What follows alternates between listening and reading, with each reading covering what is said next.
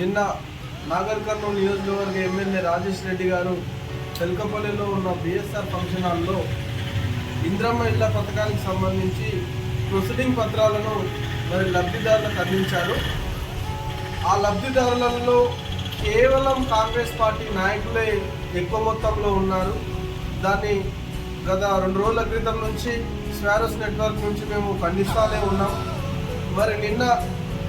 నిన్న ఇచ్చిన ప్రొసీడింగ్ లెటర్స్లో చాలామంది నాయకులను మీరు అప్పటిదప్పుడే తీసుకున్నారు, కొంత అప్లికేషన్స్ పెట్టకుండా కొంతమంది నాయకులకు ఇచ్చారనే సమాచారం కూడా అందింది.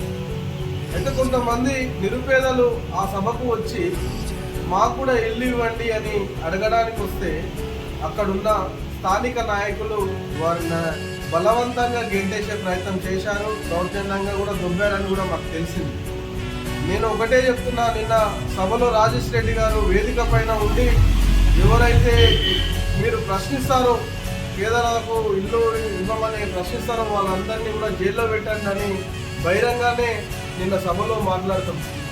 అయ్యా రాజేష్ రెడ్డి గారు, మీకు ఒకటే విన్నవిస్తున్నాం, మీకు ఈ ప్రేమ ఉంటే, మీ కార్యకర్తల మీద మీ నాయకుల మీద ప్రేమ ఉంటే మీ సొంత డబ్బులతోని ఆ ఇళ్లను కట్టియండి. కానీ ప్రజాధనంతో కూడిన ఈ ఇంద్రమ్మ పథకాన్ని ఖచ్చితంగా నిరుపేదలకు, ఎవరైతే ఆర్థికంగా బలహీనంగా ఉన్నారో వాళ్ళందరికీ ఇచ్చే ప్రయత్నం చేయండి. కానీ ఏదో మీ పార్టీలో ఉన్న నాయకులు ఎవరైతే ఆర్థికంగా ఉన్నారో వాళ్ళకే కేటాయించడం ఇది సరైన పద్ధతి కాదు.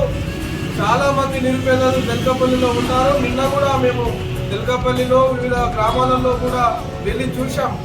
అక్కడ ఎంత దారుణం అంటే వర్షం వస్తే నీళ్లు ఇళ్లలోకి వెళ్తాయి. చాలా మంది గుడిసెలలో ఉన్నారు. ఇంకా కొంతమందికి అయితే ఈ ఇల్లే లేదు, కిరాయి ఇళ్లలో ఉన్నారు.